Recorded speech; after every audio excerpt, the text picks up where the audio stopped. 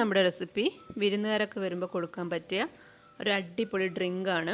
വിരുന്നുകാർ വരുമ്പോൾ കൊടുക്കാൻ, അതുപോലെ ഇഫ്താറിൻ്റെ സമയത്ത് ഒക്കെ തലേദിവസം തന്നെ ഉണ്ടാക്കി വെച്ച് ഫ്രിഡ്ജിൽ സൂക്ഷിക്കാവുന്നൊരു കിഡിലൻ ഡ്രിങ്കാണ്. അപ്പോൾ ഇത് എങ്ങനെയാണ് ഉണ്ടാക്കിയെടുക്കുക എന്നാണ് നമ്മളിന്ന് നോക്കാൻ പോകുന്നത്. സിമ്പിളാണ്, പക്ഷെ നല്ല ടേസ്റ്റിയാണ്.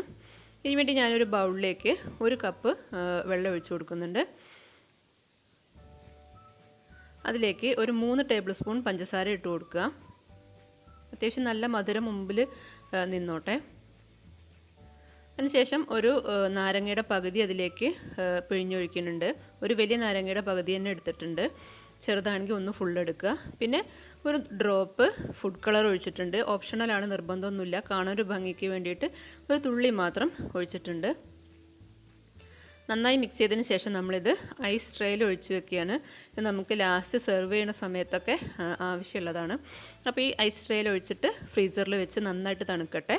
ആ സമയം കൊണ്ട് നമുക്ക് ബാക്കി കാര്യങ്ങൾ ചെയ്യാം. വീണ്ടും ഞാനൊരു ചെറിയ ബൗളിലേക്ക് 1 ടേബിൾ സ്പൂൺ കസ്കസ് ഇട്ട് കൊടുത്തിട്ടുണ്ട്. അതിലേക്ക് ഒരു 1/4 കപ്പ് വെള്ളം കൂടി ഒഴിച്ച് കൊടുത്തിട്ടുണ്ട്. അതവിടെ കിടന്ന് കുതിരട്ടെ. അത് 1 ടേബിൾ സ്പൂൺ പഞ്ചസാര ഇട്ട് കൊടുക്കുക.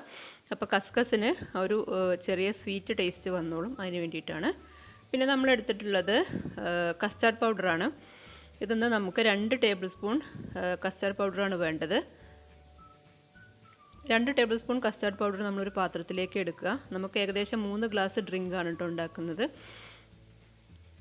അതിലേക്ക് നമ്മൾ കുറച്ച് പാലെടുത്തിട്ട്, ഇപ്പോൾ 2 ടേബിൾ സ്പൂൺ കസ്റ്റാർഡ് പൗഡറിന് ഒരു 3 ടേബിൾ സ്പൂൺ പാലൊക്കെ എടുത്തിട്ട് നന്നായിട്ടൊന്ന് മിക്സ് ചെയ്യാം. ഇപ്പോൾ പാല് നമ്മൾ തിളപ്പിക്കാൻ വേണ്ടി വെച്ചിട്ടുണ്ട്.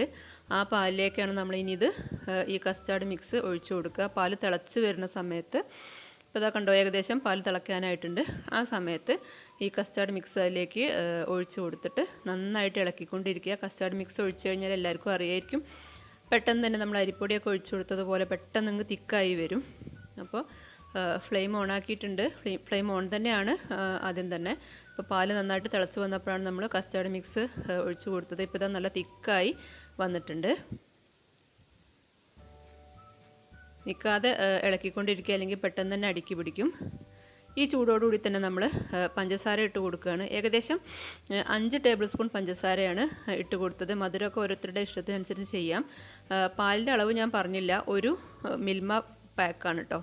ഇപ്പം നന്നായി ചൂടാറിയതിന് ശേഷം ഒരു മിക്സിയുടെ ജാറിലേക്ക് ഒഴിച്ച് കൊടുത്തിട്ട് ഒന്ന് അടിച്ചെടുക്കുക. അപ്പോഴാണ് ഈ കട്ടകളൊക്കെ ഒന്ന് പോയി കിട്ടുള്ളൂ. എന്നിട്ട് ഞാനതൊരു ബൗളിലേക്ക് മാറ്റുന്നുണ്ട്. പ്രത്യേകം ശ്രദ്ധിക്കുക, 1 പാക്ക് മിൽമയുടെ പാലാണ്. അതൊരു ബൗളിലേക്ക് ഒഴിച്ചു കൊടുത്തു. ഇനി കാര്യമായിട്ട് പണികളൊന്നുമില്ല. അപ്പോൾ കണ്ടോ, ഇതാ ഒരു ഡ്രിങ്കിൻ്റെ ആ ഒരു കൺസിസ്റ്റൻസിയിലാണ് ഉള്ളത്. നമുക്കിങ്ങനെ കുടിക്കാവുന്ന ഒരു രീതിയിലാണുള്ളത്. സ്പൂണൊന്നും ഇല്ലാതെ തന്നെ കുടിക്കാവുന്ന ഒരു രീതിയിലാണുള്ളത്. ഇതിലേക്ക് നമ്മൾ നേരത്തെ എടുത്ത് വെച്ചിട്ടുള്ള കസ്കസ് ഒഴിച്ചു കൊടുക്കുക. നന്നായിട്ട് പൊങ്ങിയൊക്കെ വന്നിട്ടുണ്ട്, കളറൊക്കെ മാറി വന്നിട്ടുണ്ട്. അതുപോലെ ഒരു കപ്പ് നിറയെ നേന്ത്രപ്പഴം അരിഞ്ഞത് ഇട്ട് കൊടുക്കുന്നുണ്ട്. ഫ്രൂട്ട്സൊക്കെ പിന്നെ ഏതൊക്കെ വേണമെന്നുള്ളത് ഓരോരുത്തരുടെ ഇഷ്ടത്തിനനുസരിച്ച്. വേണമെന്നുണ്ടെങ്കിൽ ആപ്പിൾ ചേർക്കാം, മുന്തിരി ചേർക്കാം, മാങ്ങ ചേർക്കാം, ഏതായാലും കുഴപ്പമില്ല. എല്ലാം കൂടി അരിഞ്ഞ് വരുമ്പോൾ 1 കപ്പ് ഉണ്ടാവണം. ഇതിപ്പോൾ ഞാൻ നേന്ത്രപ്പഴം മാത്രമാണ് ചേർത്ത് കൊടുത്തിട്ടുള്ളത്.